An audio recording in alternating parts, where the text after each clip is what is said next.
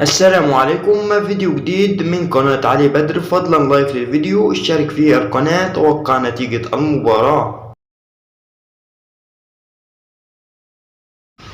السلام عليكم. فيديو جديد، مباراة جديدة، موعد وتوقيت مباراة سحاب والجليل القادمة في الجولة الخامسة من الدوري الأردني للمحترفين.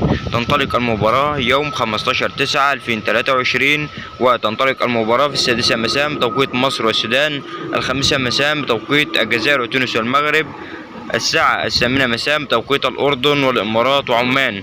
توقع نتيجة مباراة الجليل وسحاب في التعليقات، واضغط لايك للفيديو واشترك في القناة، والسلام عليكم.